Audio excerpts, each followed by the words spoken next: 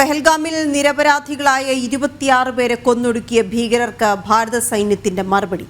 പാകിസ്ഥാനിലെയും പാക് അധിനിവേശ കശ്മീരിലെയും ഭീകര കേന്ദ്രങ്ങൾ ഭാരത സൈന്യം തകർത്തു. ഓപ്പറേഷൻ സിന്ദൂർ എന്ന് പേരിട്ട ആക്രമണത്തിൽ ലഷ്കർ, ജെയ്ഷെ ഭീകര കേന്ദ്രങ്ങളാണ് ഭാരത സൈന്യം തകർത്തതെന്ന് കേണൽ സോഫിയ ഖുറേഷി. അതിർത്തിയിൽ നിന്ന് 100 കിലോമീറ്റർ അകലെ ബഹവൽപൂർ ക്യാമ്പും ഹിസ്ബുൾ മുജാഹിദീന്റെ മെഹ്മൂന ക്യാമ്പും തകർത്തു. 30 വർഷത്തിലധികമായി പാകിസ്ഥാനിൽ ഭീകര പരിശീലന ക്യാമ്പുകൾ ശക്തമാണ്. ഭീകരതയ്ക്കെതിരെയുള്ള പ്രതിരോധമാണ് രാജ്യം നടത്തിയതെന്നും TRF പാക് ഭീകര സംഘടനകളുടെ ഭാഗമാണെന്നും സോഫിയ ഖുറേഷി വ്യക്തമാക്കി. പെഹൽഗാം ഭീകരാക്രമണത്തിൽ പാക് പങ്ക് വ്യക്തമെന്ന് വിദേശകാര്യ സെക്രട്ടറി വിക്രം മിശ്രി പറഞ്ഞു.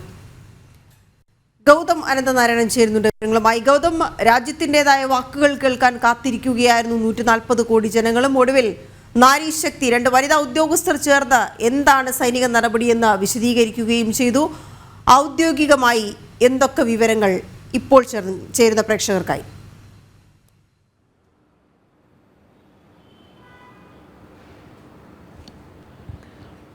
വീണ, പഹൽഗാം ഭീകരാക്രമണത്തിന് കനത്ത പ്രഹരമാണ് ശത്രു രാഷ്ട്രമായ പാകിസ്ഥാന് നമ്മുടെ സൈന്യം നൽകിയത്. ഇന്നലെ രാത്രി 1:05 തുടങ്ങി വെച്ച ഈ ഒരു പ്രത്യാക്രമണം ഏതാണ്ട് 25 മിനിറ്റ് നീണ്ടു നിന്നു.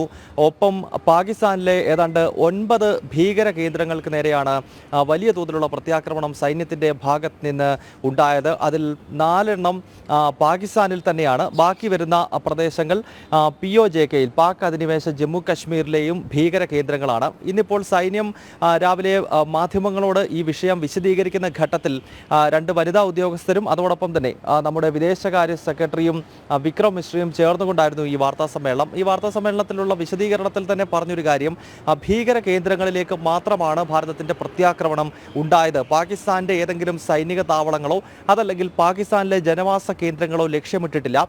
ജനവാസ കേന്ദ്രങ്ങൾക്കിടയിലേക്ക് തന്നെയാണ് ഈ മിസൈലുകൾ പതിച്ചിട്ടുള്ളത്. പക്ഷേ അത് ഭീകരവാദ സ്വഭാവമുള്ള ഭീകര സംഘടനകളുടെ കേന്ദ്രങ്ങളാണ്. പ്രത്യേകിച്ച് ലഷ്കർ-ഇ തോയ്ബയുടെയും അതുപോലെ തന്നെ ജെയ്ഷെ മുഹമ്മദിൻ്റെയും ഒക്കെ ഹെഡ്ക്വാർട്ടേഴ്സുകൾ കേന്ദ്രീകരിച്ചും ഈ മിസൈലുകൾ പതിച്ചു. ഭാരതത്തിൻ്റെ പ്രത്യാക്രമണം ഇത്തരം ഭീകര കേന്ദ്രങ്ങളെ ലക്ഷ്യമിട്ടായിരുന്നു എന്നാണ് സൈന്യം വ്യക്തമാക്കുന്നത്. ഇതിൽ നിരവധി ഭീകരർ കൊല്ലപ്പെടുകയും പാകിസ്ഥാന്റെ ഭാഗത്ത് വലിയ നാശനഷ്ടം ഉണ്ടാവുകയും ചെയ്തു. ഒപ്പം സൈന്യം ചൂണ്ടിക്കാണിച്ചൊരു കാര്യം, ഇത് ഇന്നലെയോ തുടങ്ങിയ ഭീകരാക്രമണമല്ല, മറിച്ച് 2001 ഭാരതത്തിൻ്റെ പാർലമെന്റിന് നേരെ നടന്ന ഭീകരാക്രമണമാണെങ്കിലും അതിനുശേഷം 2008 ഭാരതത്തിൻ്റെ വാണിജ്യ തലസ്ഥാനമായ മുംബൈയിൽ ഉണ്ടായിട്ടുള്ള ഭീകരാക്രമണമാണെങ്കിലും പിന്നീട് 2016 ഉറിയും 2019 പുൽവാമയും ഏറ്റവും ഒടുവിൽ പഹൽഗാമും, ഇതെല്ലാം നിരവധി ആളുകൾ കൊല്ലപ്പെട്ട വലിയ ഭീകരാക്രമണങ്ങളുടെ ലിസ്റ്റ് മാത്രമാണ് ഇന്ന് സൈന്യം വാർത്താ സമ്മേളനത്തിൽ ചൂണ്ടിക്കാണിച്ചത്. അതല്ലാതെ നമുക്കറിയാം UPA സർക്കാരിൻ്റെയൊക്കെ കാലത്ത് തുടർച്ചയായി ഡൽഹി, മുംബൈ, അതോടൊപ്പം തന്നെ രാജ്യത്തെ തീർത്ഥാടന കേന്ദ്രങ്ങൾ അയോധ്യയും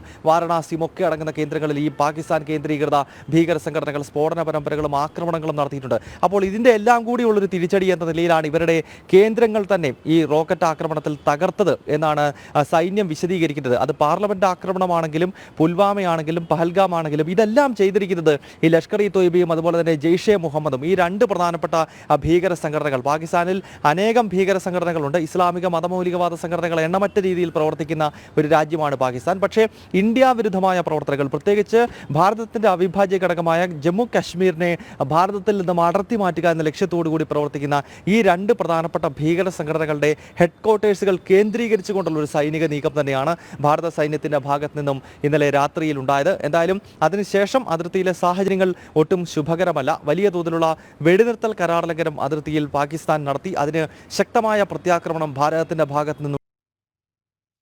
ഗതം ഒരു പ്രധാനപ്പെട്ട കാര്യം കൂടി, സാഹചര്യം വഷളാക്കാൻ ഭാരതം ആഗ്രഹിക്കുന്നില്ല, പക്ഷെ പാകിസ്ഥാൻ സാഹസത്തിന് മുതിർന്നാൽ അതിനും തയ്യാറെന്നൊരു മുന്നറിയിപ്പ് കൂടി ഉണ്ടായിരുന്നു ഈ വാർത്താ സമ്മേളനത്തിൽ.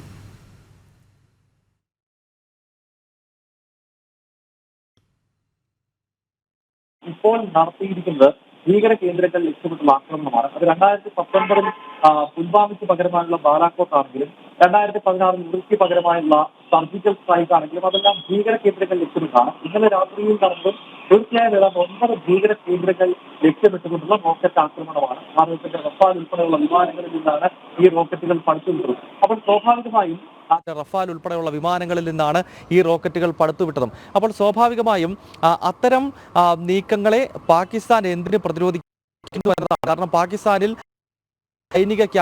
ഭീകര ക്യാമ്പുകളുണ്ട്. അത്തരം ഭീകരശക്തികളെ പാലൂട്ടി വളർത്തുന്ന സമീപനം പാകിസ്ഥാന് ഉണ്ട് എന്ന കാര്യത്തിൽ കൃത്യമായ